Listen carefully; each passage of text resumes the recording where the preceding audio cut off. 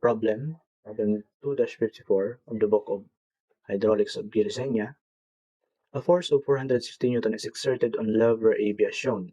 The end B is connected to a piston which fits into a cylinder having a diameter of 60 millimeters. What force FD acts on the larger piston if the volume between C and D is filled with water? So, yan.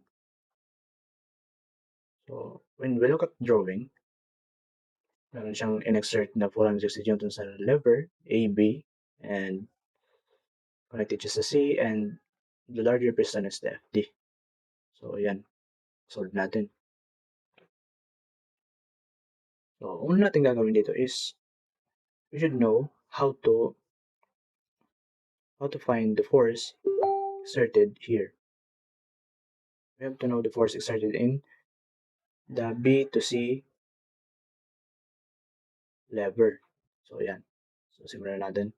So, kung tandaan niyo pa yung lesson sa statics or dynamics of rigid bodies na summation of moment. So, yan ang gagawin natin dito. So, summation of moment at A and B is equal to 0. And then, when it clockwise, it is positive. So, yan. So, meron tayong 460 Newton. And meron siyang distance. Mag-moment pala dito tayo sa may hinge. Dito tayo mag-moment. Which is times 220 millimeters. So, convert na lang natin yan sa meter. So, it is 0.22. And so, it is. So, pa rin ang force niya. It is negative because it is counterclockwise. So, plus. So, it is positive. It is clockwise. So, sabihin natin force B. And then, multiply it by 0.12 equals to 0. Kaya pinakit natin yan, 460, 0.22 plus B is 843.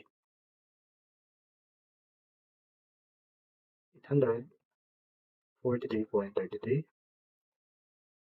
Newton. So, yan yung force sa force B.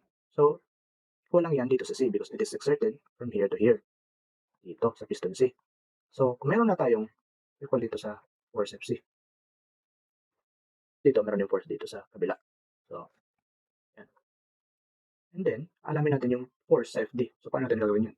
So, hanapin muna natin yung pressure sa dito sa water. Dito sa water. Paano natin makahanap? So, meron tayong formula which is V is equal to F over A. Meron tayong force. Force B is 843. 43.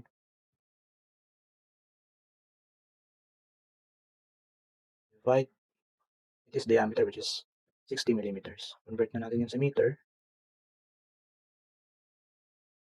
Squared divided by 4. Equal yan sa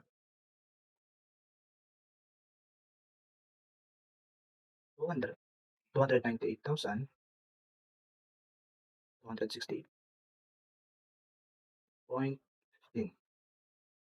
So it is Newton over meter is Pascal. Pascal yan. So, yan. So, meron tayong pressure. Ito na yung pressure natin.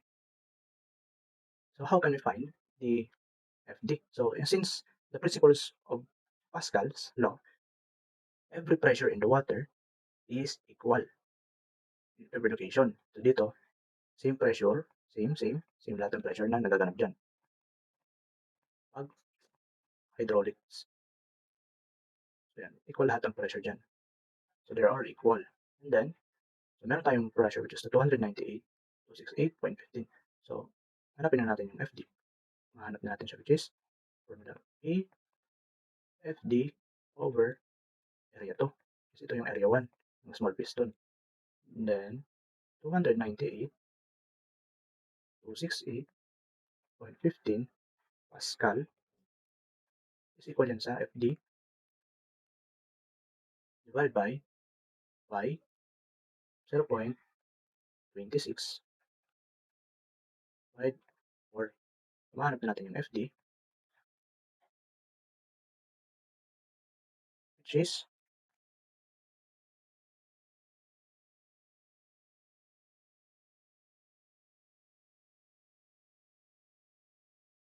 15,835.93 Newton. So, kung meron natin itong kilonewton is divide lang natin sa 1,000, 15,000 at 15.84 kilonewton. So, yan. Thank you guys and please subscribe to my channel.